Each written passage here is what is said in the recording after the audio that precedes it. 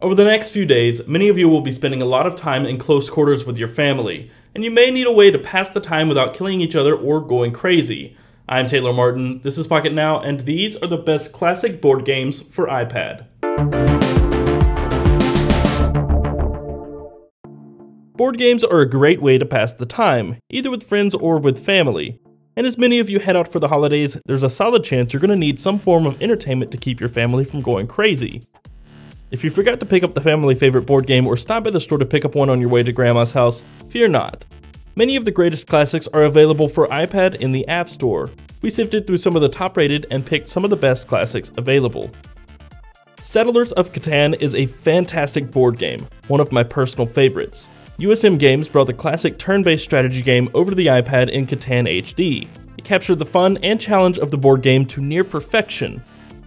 Choose 2 start points for your settlements and earn resources based on the number of each die roll, which corresponds with the hexes adjacent to your settlement. For instance, if a 6 is rolled and your settlement is on the corner of a forest hex labeled 6, you will get 1 wood ration for that roll. Use resources to build cities, roads, and new settlements. Earn victory points by building settlements, cities, the longest road, and or acquiring the largest army. First to 10 victory points wins the game. Catan HD for iPad can be played as a pass and play or against local AI and costs $4.99, a fraction of the cost of the actual board game. It's a steal.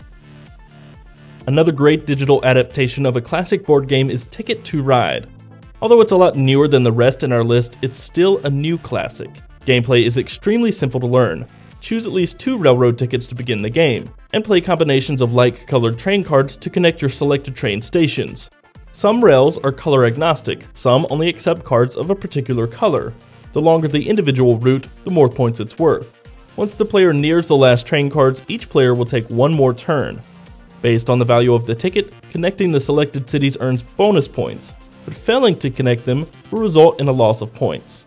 The player with the most points in the end wins. Ticket to Ride can be played solo against AI, online, locally across multiple iPads, or as a pass and play game. It may be $6.99, but it's still far less than its board game counterpart. We're currently addicted to this one. If you're into something a little more traditional, Scrabble is a great option. If you're unaware of how the game is played, letter tiles with designated values are played out from the center over a grid consisting of letter and word multipliers. The player with the most points when all letter tiles are used wins. The gameplay is smooth and includes an online multiplayer mode, though the game itself is rather expensive at $9.99. Popular Scrabble lookalike, Words with Friends HD, offers similar functionality for only $4.99. Chances are your friends are playing Zynga's version. If you're a turn-based strategy expert and Catan or Ticket to Ride doesn't grab your attention, the classic game Risk should.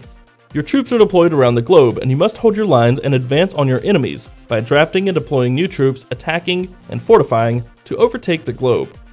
The first to control the entire map wins. It's straightforward, and the controls are incredibly easy to learn. You can play single player, pass and play, or play on a local network. Best of all, it's only 99 cents, and it's well worth the buy. Battleship is another great buy. Gameplay is simple. Arrange your naval fleet in an attempt to dodge enemy fire. Sink your enemy ships before they sink yours.